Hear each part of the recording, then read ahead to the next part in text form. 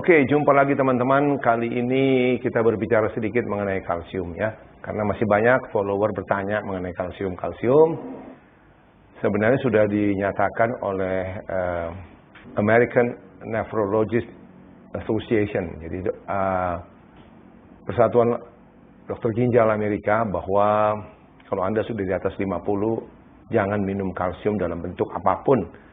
Baik itu melalui susu atau melalui tablet, suplemen ya. Kenapa begitu? Makanya marilah kita singgung sedikit. Saya sebenarnya seperti tinjauan kepustakaan. Apa yang saya sampaikan ini sebenarnya berasal dari buku berjudul Death by Calcium, dikarang oleh Thomas Levi. Thomas Levi ini kardiologis ya, jadi dia dokter jantung sebenarnya, tapi dia membahas mengenai kalsium dan bukunya adalah di 2013. Kita ambil resume-resumenya ya. Jadi dikatakan bahwa kalsifikasi daripada arteri koroner, pembuluh darah jantung ya, selalu mengindikasikan adanya kelebihan kalsium. Dan minimal, ya ini di Amerika ya, minimal half of the population over 50. Jadi minimal separuh dari penduduk berusia 50 tahun itu well on its way to a heart attack. Jadi sedang jalan ini ya untuk mendapat heart attack. Dikatakan juga apabila Anda minum miligram kalsium tiap hari, maka Anda akan 30% lebih besar kemungkinannya mendapat serangan jantung dan sampai 20% lebih banyak mendapat stroke. Jadi sebenarnya masalah yang sesungguhnya itu bukan kurang kalsium, tetapi sebenarnya adalah relokasi kalsium dari tulang ke daerah lain dari tubuh. Itu terjadi pada osteoporosis. Jadi osteoporosis itu memang dikatakan kalsiumnya kurang. Kalsiumnya kurang itu di tulang, tetapi di tempat lain, di pembuluh darah banyak. Mereka dapat dari mana? Yaitu kalsium di tulang kurang karena bocor keluar ke pembuluh darah, begitu ya. Jadi ada relokasi. Dan dikatakan lebih dari sepertiga orang Amerika di atas usia 45 tahun mempunyai tanda-tanda terbukti mempunyai kalsifikasi pembuluh darah. Jadi dikatakan lagi osteoporosis itu menyangkut kurangnya kalsium di dalam tulang. Tapi itu tidak berarti ini penyebabnya. Ini hanya berarti bahwa ini adalah gejalanya, kalsium di tulang kurang, ya, bukan penyebabnya ya.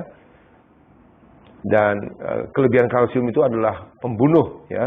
Dikatakan itu meningkatkan semua angka kematian sampai semua penyebab ya, sampai 250%. Jadi sebenarnya yang perlu disadari bahwa ironisnya ya, chronic loss of calcium, jadi kehilangan kalsium yang terus terjadi, yang terjadi pada tulang-tulang osteoporotik ya, hal inilah yang menyebabkan terjadinya kalsium di seluruh badan di mana-mana. Jadi keluar dari tulang ke pembuluh darah, ke ginjal dan sebagainya. Lepasnya kalsium dari tulang ini bukan saja menyebabkan mempercepat terjadinya penyakit jantung, tapi segala macam penyakit sebenarnya ya.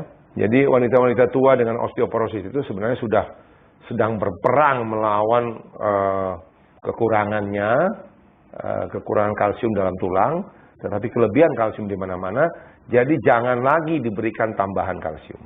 Oke, itu resume dari buku itu. Jadi saya cuma mau menjelaskan bahwa sekali lagi kenapa terjadi tulang keropos itu karena kalsiumnya bocor. Anggap saja tulangnya itu lubang-lubang sehingga kalsium itu keluar dari tulang.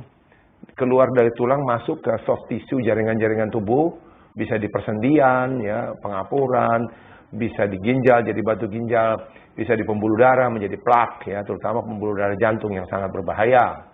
Itu sebabnya kalau ada pertanyaan apakah saya tidak perlu minum kalsium, tidak boleh sebenarnya. Kalsium hanya saya anjurkan pada anak-anak yang sedang bertumbuh. Pada dewasa tidak perlu, dengan catatan. Dengan catatan ya, ingat saya tidak berkata bahwa manusia tidak perlu kalsium. Kalsium perlu sekali untuk fungsi sel otot, sel jantung. Tetapi kita sudah punya kelebihan. Oleh karena itu hati-hati sekali dengan ekstra kalsium, ya. Dan yang paling penting adalah Anda harus tingkatkan vitamin D Anda. Kenapa? Karena vitamin D kalau sudah optimal, dia akan meningkatkan penyerapan kalsium dari usus kita. Sangat meningkat.